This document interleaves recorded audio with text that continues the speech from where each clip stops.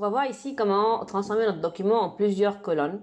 On avait déjà vu un petit peu très rapidement cette option avant dans les leçons précédentes, mais là on va rentrer un petit peu en détail. Donc voyez bien que là ma page elle consiste en une seule grosse colonne. Au cas où on a besoin d'avoir plusieurs colonnes, normalement ces choses-là se font lorsqu'on veut écrire un article de journal par exemple, ou bien un livre des fois.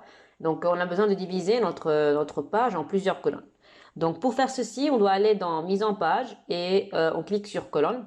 Et donc là, on a plusieurs choix. On peut choisir soit une colonne, soit deux, trois, ou bien vers la gauche, vers la droite, etc.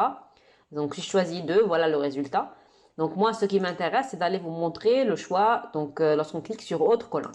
Donc ici, vous avez les choix qui figurent ici, donc les choix déjà offerts ici lorsqu'on a cliqué sur colonne.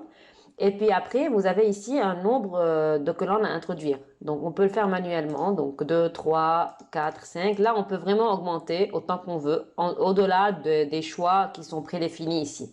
Mais évidemment, il faut être réaliste, je ne peux pas avoir 6 colonnes dans une seule page comme ça. Donc si je choisis 2 colonnes comme ça, et je peux choisir par exemple d'avoir une ligne séparatrice entre les deux. Là, voilà la ligne séparatrice. Je peux aussi aller spécifier la largeur de ma colonne. Évidemment, vu que là j'ai la largeur de colonne identique qui est cochée, je peux pas venir appliquer une largeur pour une colonne qui est différente de l'autre.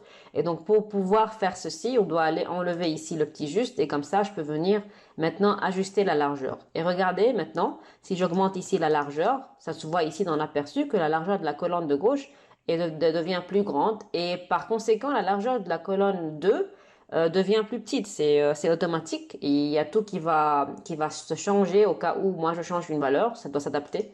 Donc voilà, vous voyez bien comment ça devient beaucoup plus petit si j'augmente ou bien si je diminue la largeur de la colonne 1. Pareil, si je viens diminuer ou augmenter la largeur de la colonne 2, vous allez voir que la colonne 1 va être affectée. Donc voilà pour la largeur. Alors que pour l'espacement, normalement pareil, c'est l'espacement ici entre les colonnes. Si j'augmente l'espacement, vous allez voir aussi la largeur des colonnes qui vont être affectées.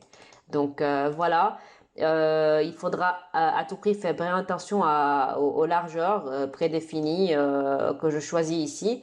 Et puis voilà, vous faites ce que vous voulez selon chacun son choix. Gardez quand même la largeur, bien l'espacement qui est réaliste entre les colonnes, de sorte à avoir un document qui est assez lisible et qui contient donc un bon contenu qui est bien distribué. Voilà. Donc ici on peut appliquer le tout à tout le document ou bien aussi on peut appliquer à partir d'un certain point. Bref, moi je vais garder le tout pour tout le document, voilà. Et je vais cliquer OK. Et voilà le résultat. Vous voyez ici la ligne avec les largeurs de la colonne. On avait choisi une colonne de gauche qui est plus large que la colonne de droite. Et voilà le résultat. Donc voilà comment on peut venir diviser notre contenu de page en plusieurs colonnes.